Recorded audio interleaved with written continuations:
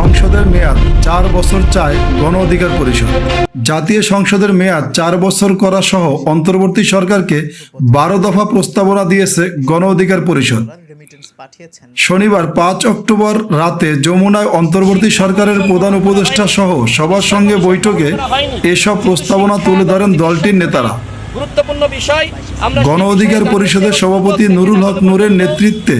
5 সদস্যের প্রতিনিধি দল বৈঠকে অংশগ্রহণ করেন।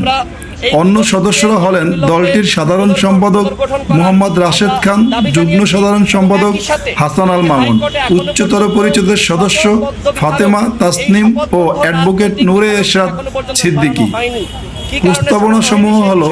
অন্তর্বর্তী সরকারের কাজের পরিকল্পনা ও রোডম্যাপ প্রকাশ করা, গণহত্যায় জড়িত পতিত স্বৈরাচার ও তার দোসরদের বিচার এবং রাষ্ট্র সংস্কারের প্রয়োজনীয় উদ্যোগ গ্রহণ করা, সরকারের কাজের সাথে রাজনৈতিক দল ও জনসম্পৃক্ততা বাড়াতে আলোচনার মাধ্যমে দক্ষ, কর্মঠ ও অভিজ্ঞ ব্যক্তিদের নিয়ে উপদেষ্টা পরিষদের পরিসর বাড়ানো,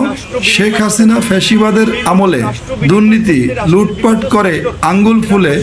কলাগাছ বনে যাওয়া মাফিয়া অর্থ পাচারকারী ব্যবসায়ীদের বিরুদ্ধে ব্যবস্থা গ্রহণ এবং গত 15 বছরে দেশ থেকে পাচার হয়ে যাওয়া অর্থ ফিরিয়ে আনতে কার্যকর পদক্ষেপ গ্রহণ করা। সরকারি বিভিন্ন দফতরে গত 15 বছরে দলীয়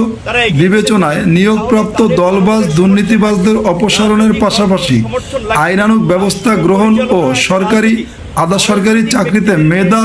ও দক্ষতার ভিত্তিতে নিয়োগের সুস্পষ্ট নীতিমালা তৈরি ও নিয়োগ কমিশন গঠন করে প্রতিযোগিতার মাধ্যমে সকল নিয়োগ প্রদান করা।